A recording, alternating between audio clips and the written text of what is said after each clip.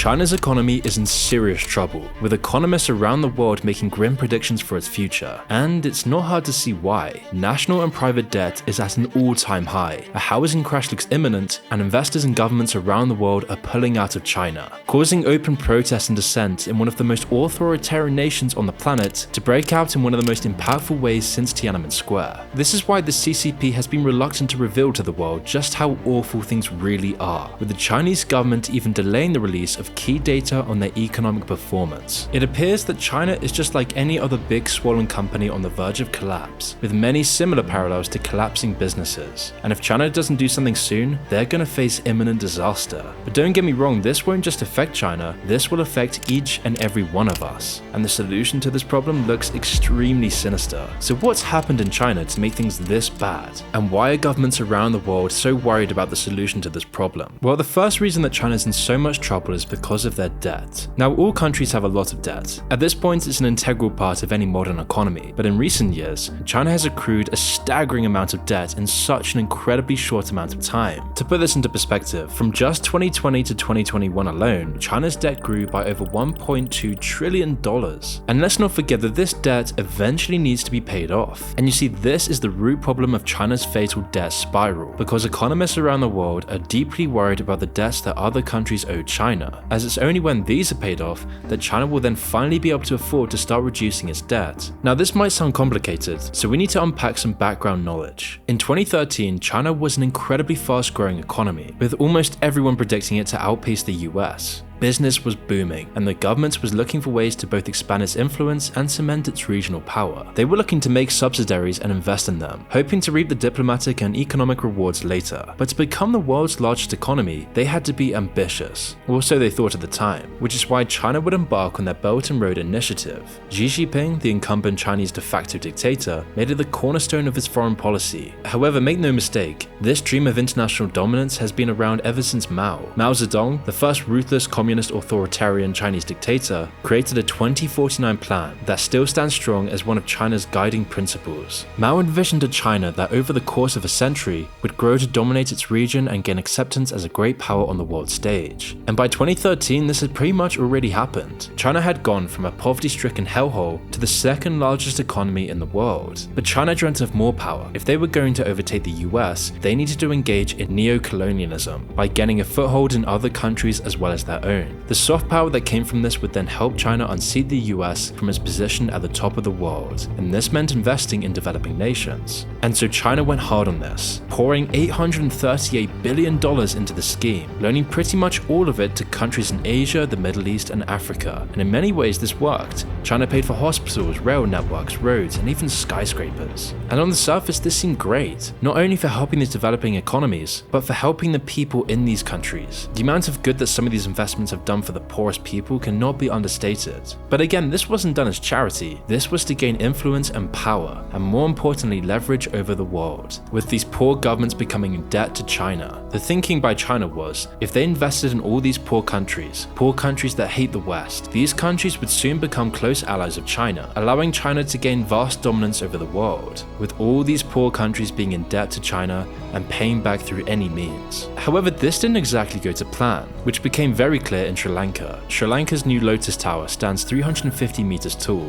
looming over the cityscape as a blunt metaphor for Chinese investment. But what should have stood as a symbol of growth is instead seen as indicative of the reality of the situation. Financial Times reports that construction suffered from long delays, and there were corruption scandals surrounding the tower from day one. And once it was finished, its impact on Sri Lanka has been far outweighed by the debt it cost the country. In fact, parts of the building is still unused as of today, and the tower has completely failed to be at all profitable. The crushing debt that comes with investments like these were a defining factor in Sri Lanka's current economic chaos. In fact, Sri Lanka defaulted on their debt for the first time in the country's history, where they announced that they wouldn't be able to pay foreign creditors, with the IMF adding that Sri Lanka's current debt crisis is unsustainable and needs restructuring. And this problem is just a microcosm of China's grand strategy. With the economic turmoil the world is experiencing right now, more and more of these poor countries will default on their debts. And who do nearly all of these poor countries owe vast sums of money to? China. And there's just tons of examples of Chinese-funded projects that have gone nowhere. Pakistan was supposed to be a shining example in the Belt and Road Initiative. There were plans to build a new airport, a massive power plant, and even a water desalination plant. It was jointly predicted that these investments would create over 1 million jobs and put billions into Pakistan's economy in the long run, whilst also giving China a strong ally against Western India. But in reality, all of these projects haven't even been built yet, with both Pakistan and Sri Lanka either failing to or on the brink of failing to pay back their loans to China. And as you zoom out further, the problem just gets larger and larger. In a study of the 148 developing countries that China has invested in, 52 were placed in the highest risk group for economic stability. The bad debt from these countries have also required intervention on China's part. China had to renegotiate over $50 billion in bad debt over 2020 and 2021, meaning they had to defer it or forgive the debt entirely. And trust me when I say the problem goes even deeper. China's even had to offer out even more loans to support these fragile economies. And these emergency loans are yet another drain on China's stumbling economy, with tens of billions being spent on delaying the problem for just another day. And that day is finally catching up to China. The foreign debt problem is a product of the same mistake that companies make. With its massive growth, China thought that it could double down and expand its influence at a breakneck speed. But in doing so, China spread itself too thin. They overvalued their economy and invested too much into risky ventures. The CCP's founding focus on the 2049 plan has pushed their aspirations further than reality. It's become clear that they bit off more than they could chew, which is why China is forced to downsize its influence in many other countries in order to keep itself afloat, a direct violation with their founding goals of global dominance as enshrined in the 2049 plan. And to pull out investments in other countries would be an embarrassing failure for the CCP, sending shockwaves throughout the nation, because the CCP's ability to project its power completely relies on its image, as any other good dictatorship does. And if people start believing that the CCP is weak, they'll lose faith in its propaganda and resent its control. And pulling back from the international stage would be seen as a weakness when considering the bold statements the CCP has made in the past. As we'll find out later, the cracks are already starting to show. But alternatively, if the CCP goes too far in its projection of international power, then it risks becoming an international pariah like Russia, which would of course do untold damage to China's economy, as is happening right now in Russia. The best course for the CCP is to continue pumping money into developing nations if they want to keep their international influence. But all of the problems with their economy might prevent them from doing so. But what are the other problems that are threatening China? I mean, if China's economy was still growing as fast as it was just a few years ago, these bad loans wouldn't be such a big issue. However, China's economic growth is starting to falter, and a large part of this economic slowdown in the country has to do with domestic projects in China itself. And this is the second reason that China's economy is going down the drain. But before we continue, I want to tell you about our video sponsor. If you've been watching my channel for a while now, you'll know how much tech giants and advertising companies stalk us, using all your data and information from social media to create profiles on you. Which is why I want to tell you about the video sponsor Malik VPN. Malik VPN is the only VPN focused on privacy and security. Using Malik and its global network of VPN servers, the data you transmit over the internet is kept private and secured, and you are protected against spyware. You can block data trackers that collect data for spyware, ads, crypto mining, and adult content sites. It also detects spyware in real time and checks if your device is being jailbroken or rooted. And you can also find Malik VPN on both iOS and Android. We also have some extra features, such as monitoring when and which apps secretly use the camera or microphone on your device, whilst also offering an anti-theft alarm for the physical security of the device, and you can mute your microphone to protect you from spies. Malik VPN is a paid app that gives you 2 days free of VPN usage to try out for yourself, which also includes some free features on Android. So check out Malik VPN today by clicking the link in the description below. You see, along with the bad debt that they're failing to collect, China's economy is also buckling under the weight of debt from their own projects. A great example of this is China's water problem. Now, within China, there's lots of water in the south, but not nearly enough water in the north. And so a grand solution has been in the minds of the CCP since it first came to power. And massive infrastructure projects have always been a significant part of the 2049 plan. Mao even hinted at this all the way back in 1952. There's plenty of water in the south, not much water in the north. If at all possible, borrowing some water would be good, end quote. And by the early 2000s, China began making this dream a reality, beginning the South-North Water Transfer Project. Boring name aside, the project is truly massive. It aims to divert 44.8 billion cubic meters of water from the Yangtze River to the north of the country. So far, it's only partially complete, despite being started 2 decades ago. it still remains one of the most expensive engineering projects in history. And that's the problem. The project is estimated to cost over $62 billion by the time it's finished. Lots of this has come from yet more borrowing, and the real amount could be far more than this. Of course, if it works as well as the Chinese authorities say it will, the project will only be a good thing for the people of China. But the question still remains, how is China going to pay for it? Sticking to the 2049 plan has gotten China to the second spot on the world stage, but it's also led them to the problems that they face today. Rigid adherence to the 2049 plan has been a blessing and curse, and yet China is still set to continue on course, no matter the cost, as evidenced by the sheer amount of infrastructure projects that China is investing in. Even despite their precarious economic situation, China's finance ministry has stated that it will be funding 102 mega projects just like the water project throughout 2021 to 2025. Examples include railway lines that will stretch across the country, tunnels that stretch for nearly 100 kilometers, and a whole swath of massive bridges. The CCP has even proposed a high-speed railway tunnel connecting Taiwan with the mainland. The idea was met with predictably icy reception in Taiwan itself. There's a reason China was creating this high-speed rail tunnel,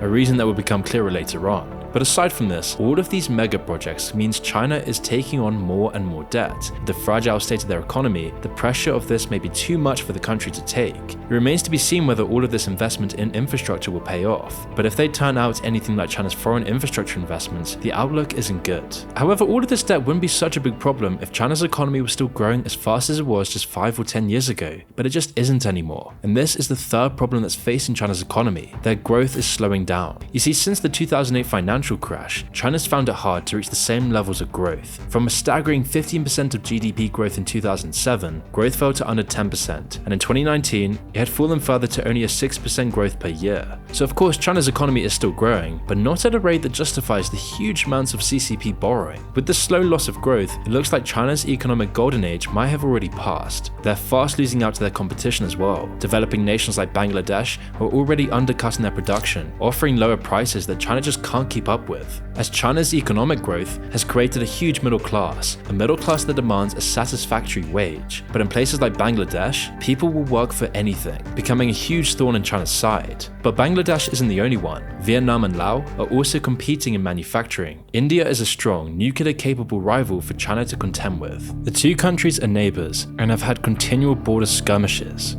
20 Indian soldiers have fallen, killed in action, combating Chinese soldiers at the line of actual control.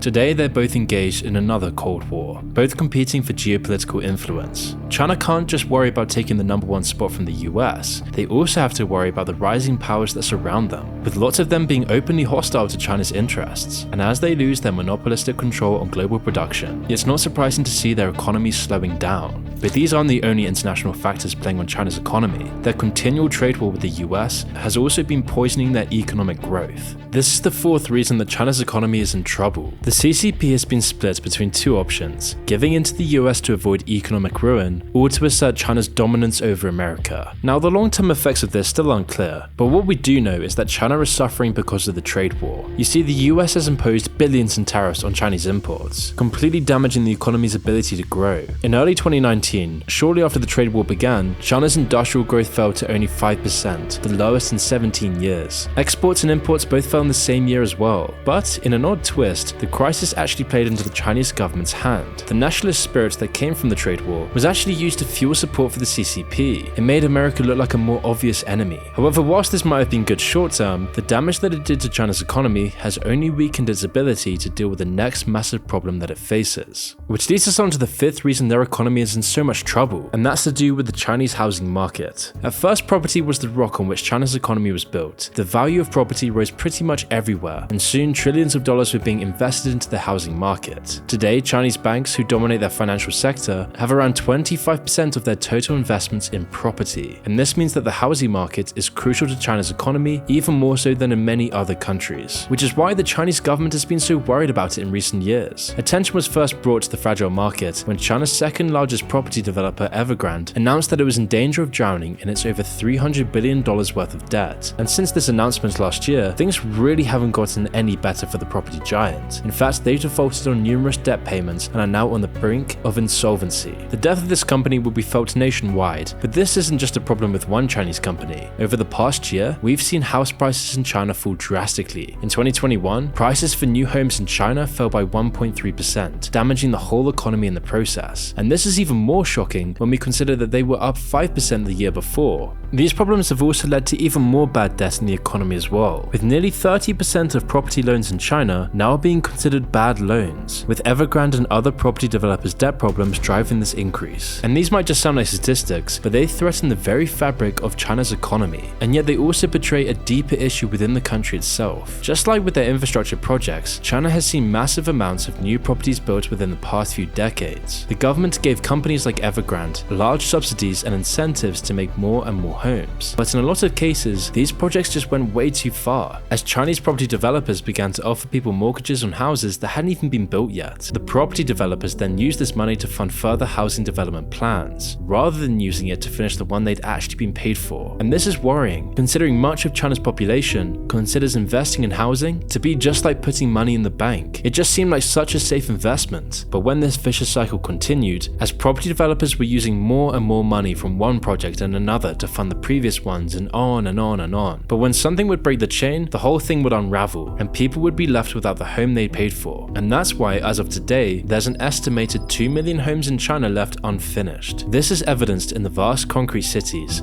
left abandoned by their builders halfway through finishing. This process has led many to describe China's housing market as the biggest Ponzi scheme of all time, and has led to massive protests and mortgage boycotts in China, once people started realizing that their house only existed on paper. This grand uprising and the boycotts only reduced the cash flow of property developers like Evergrande, and are a defining factor in their debt problems. And it's not a surprise why there's so many boycotts. As I mentioned before, many people in China have invested their savings into property, and this isn't an exaggeration. Over 80% of the population owns property. That's why if the housing market truly crashes, hundreds of millions of people will suddenly lose a huge portion of their life savings. All of these problems would be terrible for a country to deal with, even in a relatively stable, peaceful economic environment. But unfortunately for China, the past year has been anything but that. On top of the mountains of bad debt, the trade war, and the imminent housing crash, China is now facing the largest economic slowdown in its modern history. And it's all due to the sixth and biggest reason why the Chinese economy is in trouble, and that lies in their zero COVID policy. When the pandemic first broke out in China, their response looked like something out of a future dystopia. Their streets were silent, abandoned by everyone except faceless men in hazmat suits. And in the early months, to some it might have seemed like China's tough policies were working. As the rest of the world buckled under COVID lockdowns, China managed to keep the outbreaks relatively contained. But years later, as the rest of the world opened up, China was seemingly closing down again, and this has all been a result of Xi Jinping's dynamic zero COVID policy. President Xi Jinping, looking to secure himself as an unprecedented third term as a de facto dictator, has obviously taken a very hard stance on COVID, which shouldn't be a major shock, considering everything Xi's done to extend state control of normal people's lives. But by taking such a hard zero COVID policy, this has caused widespread long lockdowns across major Chinese cities for months on end. And I can't go fully into this here on YouTube, but to say the least, the experience has been completely miserable for the Chinese people. In lots of cases, they haven't even been allowed to go out to get food. Instead, they're completely at the mercy of deliveries from the CCP, which are notoriously unreliable, with many people actually starving in these grey communist hellhole blocks. And the shutting down of major cities has obviously wreaked havoc on the economy, with China looking set for its worst year in recent history, with major lockdowns across the country pushing this decline. And with Xi's recent announcement that the lockdowns could continue for years to come, it doesn't look like China's COVID problem is going anywhere. But all of this economic chaos and misery may have a good result, not to say that it would justify the cost. The COVID lockdowns especially have set in motion the first impactful protests that China has seen in a very, very long time. It all revolves around an act of bravery from one citizen, similar in nature to the famous Tank Man of Tiananmen Square. This was seen in early October of 2022, when a lone figure appeared on a bridge in Beijing. He unfurled two banners, one of which had this statement written on it: "We want food, not PCR tests. We want freedom, not lockdowns. We want respect, not lies. We want reform, not a cultural revolution." We want a vote,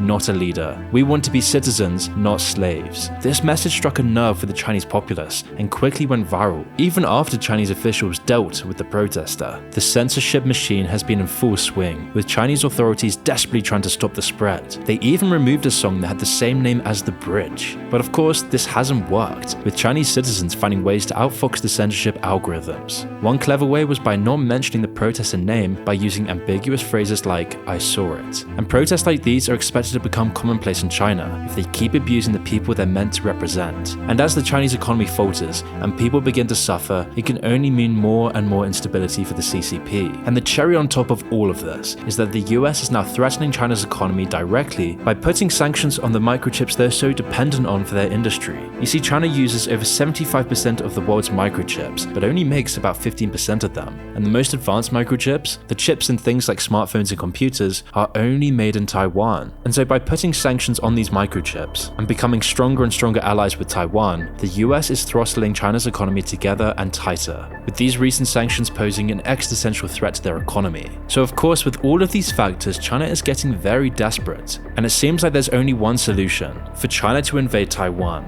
By invading Taiwan, the CCP can divert attention from the CCP's failing economy and put it towards propaganda against Taiwan. By going into war, this will reinforce the CCP's strength. If they take over this new country, they will rejuvenate the national spirit within China. They would also protect their economy from US sanctions and restore their national pride. And the pressure is building. If China doesn't do something soon, the public is going to lose all trust in their communist rulers. And with China's recent 20th Party Congress purge and Xi installing a new wartime cabinet, and things aren't looking very good. As it seems like with China's economy crumbling, there can only be one solution for China. And so perhaps this is why Xi sacked the only 3 men with market experience in his cabinet and installed loyalists closely tied with the goal of reunification with Taiwan, markedly changing his cabinet to a wartime one, because Xi and China are now preparing for the next chapter in human history.